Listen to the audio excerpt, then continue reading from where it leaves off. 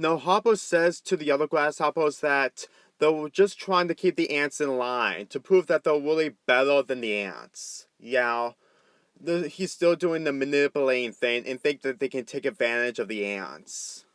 I will get more onto this, but we're nearly halfway into this movie and the grasshoppers are about to come back to Ant Island. And during that time, the ants didn't harvest food for the grasshoppers whatsoever during that time, since they got the bird all under control. Well, I can understand that they have every right to be in a very calm situation, but at the same time, we get into the lie reveal part. PT, who is the boss of the circus bugs, completely found them and say that Flaming Death was a huge hit. Yeah, it's really impossible on how Flaming Death became a huge hit, but at the same time, it's circus things, so I just can't question it. And of course, this completely exposes that Flick lies to the entire colony. But at the same time, this could have worked if they were still working on the boat or some kind of situation that they were in. Look, I know that the circus bugs aren't warriors, but at the same time, them being warriors don't even affect the bird thing whatsoever, considering the fact that the ants were going to control the plane in the first place. And due to the lie reveal, Flick is kicked out of the ant colony, which is probably an understandable punishment, but at the same time, oh my god, they completely forgot about the bird thing. They really did. I'm completely speechless. I really am. And this is the biggest problem with the film. When they completely ignore the bird, they act like the bird didn't even exist. You know, I can understand that lying is a bad thing, but the bird thing can easily scare the grasshoppers. I'm always confused every time I watch these kinds of scenes. So anyway, when Princess Adder and the other ants are trying to gather food and they didn't have enough, of course, Hopper completely got it's really furious at the ants and completely about to take over Ant Island. And Dot decided to leave Ant Island to completely find Flick. And she completely succeeds by flying. Yeah, they had this mini plot where Dot has this issue of flying because her wings are too small, but at the same time, it's just another phone-in thing. I mean, she does this 3 times, and of course, third time is the charm, she flies. Yeah, this flying thing is just completely her character, but at the same time, it doesn't affect her character development. And after when Dot finally finds Flick and the others, she completely says that Hopper will squish her mother, which is completely devastating. But also we get a scene that Flick isn't indeed a mess up, and will never make a difference. He even said that the bird is a complete failure. Why? I just don't understand. Why is the bird a complete failure? You're only saying that because you're ashamed of yourself of lying. That's literally the only thing you did in this situation. So, I guess him not trusting anyone because of his lie, it's lying may be a bad thing, but at the same time, it's still forced that they still have that freaking bird. But anyway, they managed to get back to Ant Island. And their mission is to put a circus performance in front of the grasshoppers so they can get distracted, while the ants and Flick get inside the bird and ride it. The circus bugs also took the queen away from the grasshoppers during a transformation sequence. So, everything has turned out okay. And then we get to see the bird completely scaring all the grasshoppers away. This is, in my opinion, the best part in the entire movie, for different reasons. One, we get to see the ants going against the grasshoppers for once, and while the other characters, specifically the ant colony, acted out. Even though that I'm completely upset at the fact they completely ignored the bird thing, but at least they completely acted out. Secondly, they tried to pull some very deadly and completely frightening scenes where the other characters get chopped off or something. Probably a very hilarious idea considering the fact that Heimlich is just faking this out. However, all the fun has completely stopped because PT, who figured out that bird was completely causing all the trouble, completely burns it with a match, which means that the guards and Flick are completely in trouble. So Flick has no choice but to release the strap, which causes them to crash on the ground, which made Hopper and the other grasshoppers completely furious.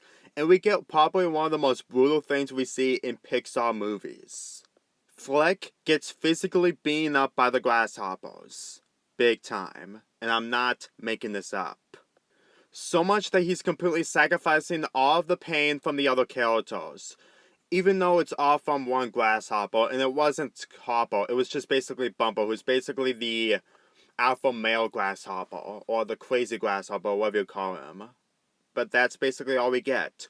We get to see Flick getting beaten up, and when he gets back on his feet, which is actually kind of impressive, he told Hopper and the others that they're not services to the grasshoppers at all, especially that the grasshoppers really need the ants for the food. And he was right all along. This causes all the other ants to make a stand against Hopper. It causes all the grasshoppers to force to leave, except with Hopper, who still thinks that he can completely manipulate everyone. Yeah, now he's completely stupid. I know the bugs in this movie are completely stupid, but Hopper is by far the stupidest character in this movie. Even when he's trying to be menacing, he still won't admit that he thinks that he can completely take down so many ants by himself. But just before the ants completely launch Hopper to the skies or something, it rains. Which is also a great moment in this movie because the raindrops here are completely bombs. A really great idea for a perspective that they did in this movie. It's really sad that we don't get to see any of that in Ants, but here we get to. And as for Hopper, he escapes, but he completely takes Flick with him. But Princess Ala completely saves Flick, and Flick has another idea. So they want to lure Hopper into the bird's nest. And when they get there, Hopper told Flick that he's going to get more grasshoppers and be back next year, but Flick won't. Hopper, you lost your grasshoppers. And Flick made a point that is completely clear. And you still think you can manipulate everyone? This really confuses me so much. The characters are just... I don't think they're even communicating to each other. They're really not. I think the communication in this movie just isn't working out. Like the other Pixar movies that happen later on. But there was something I have to say. The movie's almost over. Hopper gets eaten by the bird babies. And... which is probably the most brutal thing we ever see in Pixar death history. So yeah, this is pretty much what you get for being an idiot and manipulating everyone else's Hopper. And the ending of this movie is that Princess Ala, Flick, and Dot won at the end, and the circus bugs go on tour. So, which means that everyone lived happy ever after. The end. So that was A Bug's Life. What do I think of it? It's, again, on the way, but it does have its flaws. I should have mentioned this at the beginning of this review. They're going to make a sequel of A Bug's Life. This is the reason why I review this movie and The Incredibles next. Mostly because The Incredibles is finally getting a sequel after all this time. On Twitter, one of the Pixar writers made a tweet that they're going to make another sequel of Bug's Life 2. It's just basically a sequel of what they're doing when it comes to making sequels. Now, during the 2010s, Pixar has been releasing so many sequels, more than last time. Since in the 2000s, they released original movies. But in the 2010s, they've been making so many sequels. Like 2 Cars movies, another Toy Story sequel, probably a 4th movie coming out next year. However, after all the sequels that we've seen, A Bug's Life, in my opinion, doesn't really need a sequel.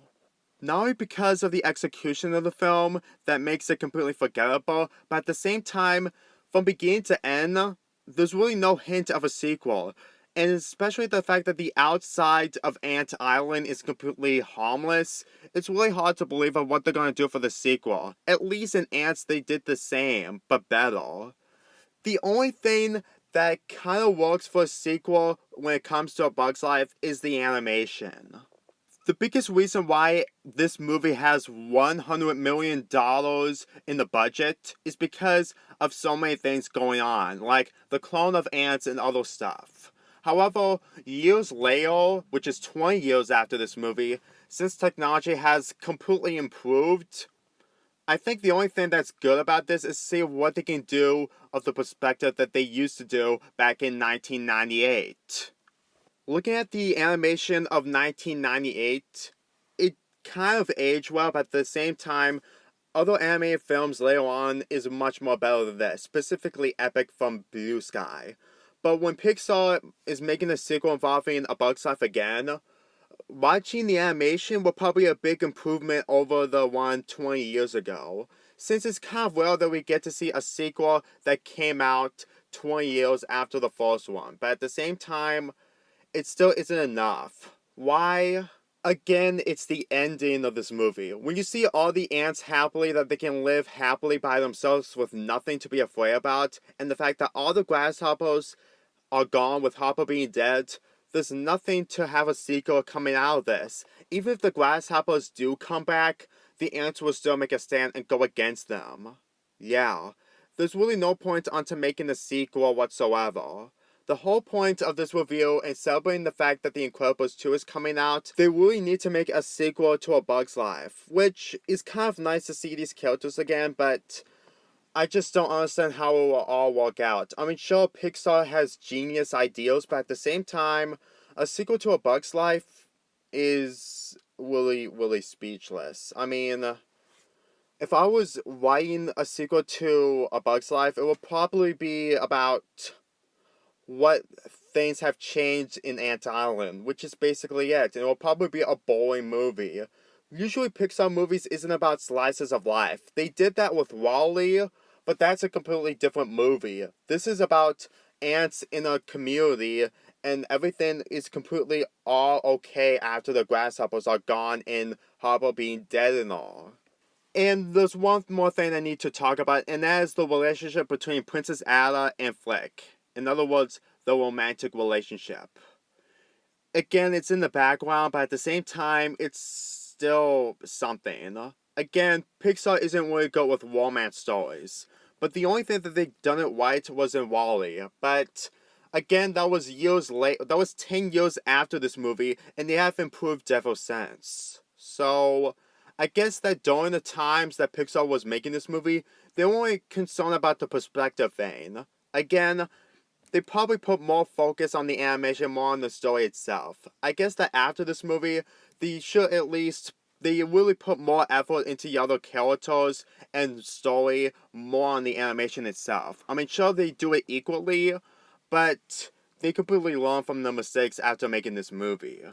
And that's really all I have to say about Bug's Life. I consider it on the way, but at the same time, it really doesn't need a sequel. I mean, I think the only reason why it's getting a sequel is that Pixar is just doing something with the animation and just pretty much running out of ideas with original stories.